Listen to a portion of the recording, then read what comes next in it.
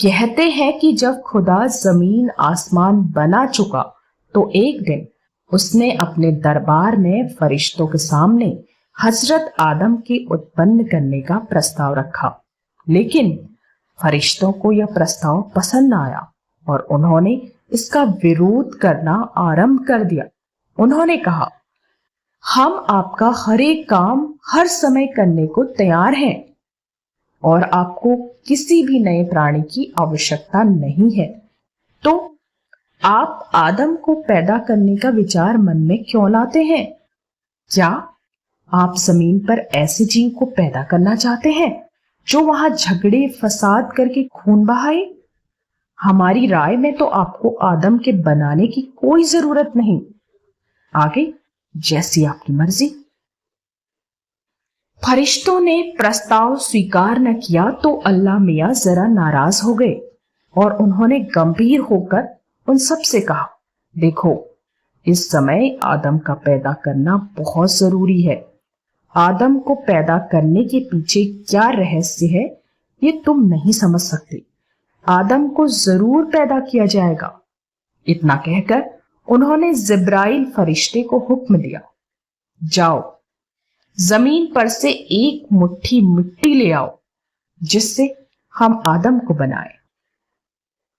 जिब्राइल ने जमीन के पास जाकर उससे एक मुट्ठी मिट्टी मांगी, लेकिन जमीन ने साफ मना कर दिया। उसने कहा, अल्लाह की कसम, आदम पैदा होकर मेरे ऊपर खून खराबा करेगा, इसलिए मैं हरगिज भी अपनी मिट्टी न दूंगी। जाओ तुम खुदा से यही कह देना। जमीन की बात सुनकर जिब्राइल लौट आए और सारा वृतांत अल्लाह को सुना दिया। इस बार अल्लाह ने मैकाइल फरिश्ते को जमीन से मिट्टी लाने के लिए भेजा, लेकिन उन्हें भी सफलता नहीं मिल सकी।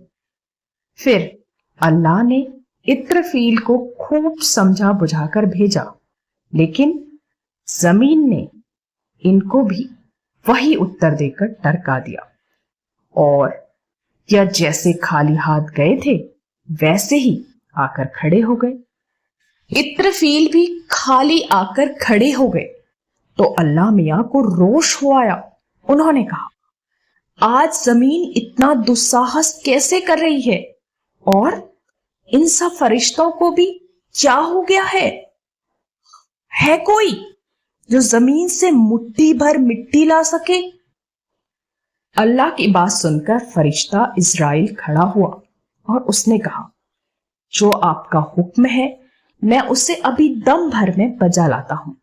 और इज़राइल ने फौरन जमीन के पास आकर कहा, एक मुट्ठी मिट्टी फौरन हाजिर करो। दूसरे फरिश्ते के लौट जाने से जमीन कुछ मुंह लगी हो गई थी। उसने उन्हें भी वही रूखा जवाब देकर टालना चाहा, लेकिन इज़राइल ने उसे बड़े जोर की धमकी दी, ऐ जमीन, तू या तो चुपचाप मुझे मुट्ठी भर मिट्टी दे दे, नहीं तो मैं तुझे कल को ही उठाकर ले जाऊंगा। इस घमंड में न रहना कि 3 फरिश्ते आकर लौट गए। मेरा नाम इज़राइल है। मैं अपने खुदा के हुक्म को किसी भी तरह नहीं टाल सकता। बस। फिर क्या था, जमीन कांपने लगी और चुपचाप एक मुट्ठी मिट्टी लेकर उनके हवाले कर दी। इज़राइल मिट्टी लेकर खुशी खुशी खुदा के पास आए। खुदा उनके इस कार्य से बहुत खुश हुए और पुरस्कार में मलकुल मौत, जान निकालने वाला फरिश्ता का ओहदा उन्हें दे दिया। फिर वह मिट्टी जहां आजकल मक्का नामक नगर है वहां रखी गई और उस पर अल्लाह ने 8 वर्ष तक वर्षा की तो वह शुद्ध हो गई। उसको खुदा ने 40 दिन तक अपने हाथ से गूंथकर आदम का पुतला बनाया। कुछ मिट्टी बची रह गई तो उससे खुदा ने खजूर का वृक्ष बना दिया। फिर वह पुतला 40 वर्ष तक जमीन पर ही पड़ा रहा। 40 वर्ष बाद खुदा ने उसने जान डालने का हुक्म दिया तो उसकी रूह को तबाक में रखकर नूर से ढाका गया और उस तबाक को 70,000 फरिश्ते आदम के पास लाए। फिर रूह को कहा, ए रूह, तो इस पुतले में प्रविष्ट हो जा। रूह ने कहा, हे अल्लाह, मैं प्रकाशवान हूं और यह पुतला अंधकारमय है, फिर मैं कैसे इसमें प्रवेश करूं? खुदा ने कहा, नफरत के साथ घुस जा। और रूह नाक के रास्ते से पुतले के दिमाग में पहुंच गई और लगभग 200 वर्ष दिमाग में ही घूमती रही। 200 वर्ष दिमाग में घूमने के बाद वह शरीर में जिस जिस स्थान पर जाती रही वहां वहां ही रगो, रेशा, मांस और लोहू बनता गया। जब आधा शरीर ठीक हो गया तो हजरत आदम ने आंखें खोल दी और दोनों हाथ पृथ्वी पर टेक कर उठना चाहा, लेकिन शीघ्र ही गिर पड़े।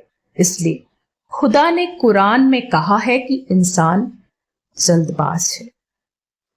जब यह प्राण प्रतिष्ठा हो रही थी तो एक अपूर्व आनंद उमड़ा पड़ रहा था, जिसे देखने के लिए 7 आसमान के फरिश्ते एकत्र हो गए थे।